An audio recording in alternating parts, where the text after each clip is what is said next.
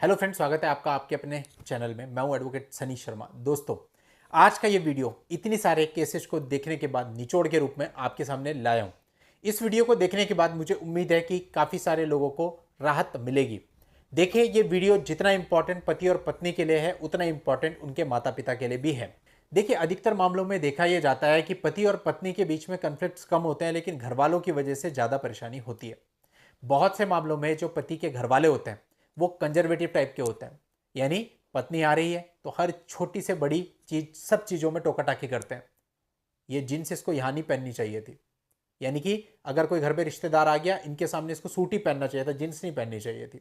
ठीक, या अगर कोई आ गया तो उसको पल्लू लेना चाहिए था, या फिर उसको इसके सामने ऐसे नहीं बोलना चाहिए था, या अगर वो दोनों घूमने जा रहे हैं तो ऐसे घूमने नहीं जाना चाहिए था, हमारे यहाँ ऐसा नहीं होता। यानी कि बहुत छोटी से छोटी बातों पे पिन करना। कोई चीज़ यहाँ से वहाँ रख दी, हमारे यहाँ ऐसे नहीं रखते। कोई चीज़ ऐसे बन गई, ऐसा नहीं करते। अरे भैया, आपकी लाइफ गुजर चुकी, कितने साल हो गए आपको, अभी कहाँ हो आप पता है? अभी कुछ समय के बाद होने वाला है आप लोग का काम। कितनी एज रह गई आपकी? और अब जो समय चल रहा है वो उन बच्चों का है ना। आपको उन बच्चों के लिए सहूलियत देनी चाहिए। सब नहीं, लेकिन बहुत सारे घरों के अंदर ऐसा होता है जहां बहू को बहुत छोटी छोटी बात पे टीज किया जाता है और फिर ये बोला जाता है कि भाई हम तो कुछ कहते ही नहीं थे, सारी गलती उसकी थी और वो खुद ही पेरेंट्स के यहां चली गई। आपको एहसास नहीं है।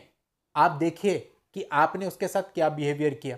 आपके अनुसार तो आपने कुछ नहीं किया, आप तो बस वही कहते थे कि जो आपके घर पे होता था, लेकिन वो बात उसको कितना पिंच करती थी ये बात आपको तब समझ आएगी जब आपकी बेटी और वो किसी के घर जाए और उसके साथ सेम हो।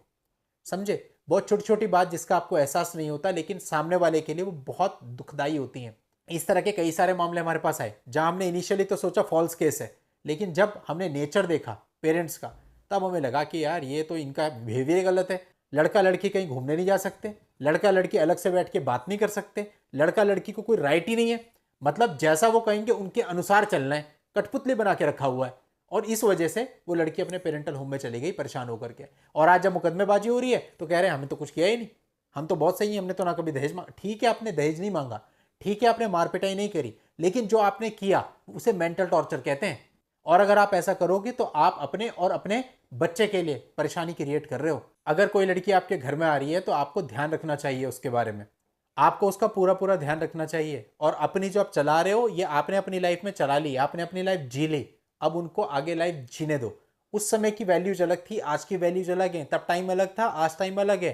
तब आटा 5 रुपए किलो मिलता था, 50 रुपए किलो मिलता है, फर्क है। अगर आप बिल्कुल वैसा चलाने की कोशिश करोगे तो फिर आपको दिक्कत होगी और साथ ही साथ उस लड़की को भी दिक्कत होगी। सेम इसी तरह से जो लड़की के परिवार वाले होते हैं वो भी कई बार इंस्टिगेट करते हैं, जबरदस्ती इंटरफेयर करते हैं। लड़की अच्छी खासी रह रही है अपने घर में, बहुत मामले आते हैं, बहुत अच्छे से रह रही है, कोई दिक्कत नहीं, बोलती है कि किसी रस्म के लिए मायके जाना है, चली गई मायके। वहां उसके कान इतने गंदे तरीके से भरते हैं, ऐसा करना है तेरे को, ऐसा करना है तेरे को, इस चीज पे भी तेरा राइट होना चाहिए, ऐसा बोले तो ऐसा बोलना, ऐसा बोले तो ऐसा बोलना। यह है लड़की की माँ, लड़की की बहनें, लड़की के घर वाले जो उसके कान भर के बेचते हैं। और इस इन्फ्लुएंस के अंदर वो लड़की जब वापस अपने ससुराल में आती है तो वही सारी चीजें करने की कोशिश करती है। फिर उसके बाद एक एक चीज की रिपोर्ट 5-5 मिनट में कॉल करके अपनी माँ को बताएगी कि यहाँ पे ऐसा हुआ, मैंने ऐसा कहा था, इसने ऐसा कहा था, मैंने ऐसा कहा था। इनकी कभी कॉल डिटेल निकाल के देखना, हैरान रह जाओगे। घंटों बातचीत डेली, क्या होगा? घर चलेगा आपका। तो ये जो माँ बाप ऐसा कर रहे हैं इन्हें सोचना चाहिए, आपने अपनी बेटी ब्याई है।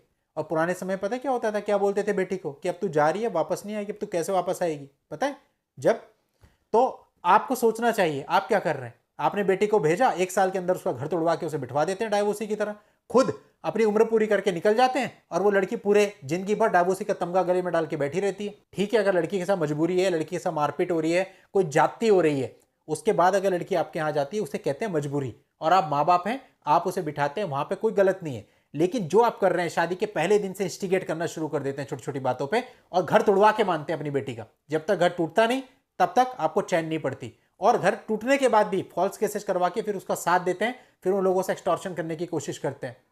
तो आप सोचिए, क्या ये इंसानों के काम है? आप दूसरे की छोड़ दीजिए उनके साथ क्या होगा क्या नहीं होगा, लेकिन आपकी बेटी के साथ क्या होगा ये आपने कभी सोचा?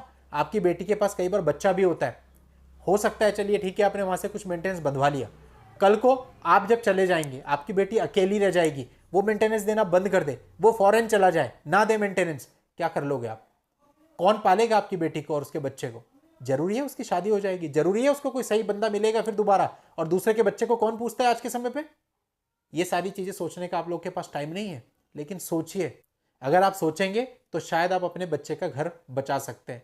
तो कहने का मतलब इस वीडियो का सार यह है कि पति पत्नी के बीच में जो कॉन्फ्लिक्ट्स हैं उनसे कई ज्यादा महत्वपूर्ण यह है कि जो उनके माँ बाप है दोनों के, ये उंगली करते हैं और इनकी उंगली करने की वजह से घर टूटते हैं। तो अगर ये इंटरफेयर करना बंद कर दें तो ऑटोमेटिक ये सारी चीजें प्लेटफॉर्म पे आ जाएंगी। बहुत हद तक, सारे तो नहीं कहूंगा, लेकिन बहुत हद तक मामले निपट जाएंगे घर के घर में।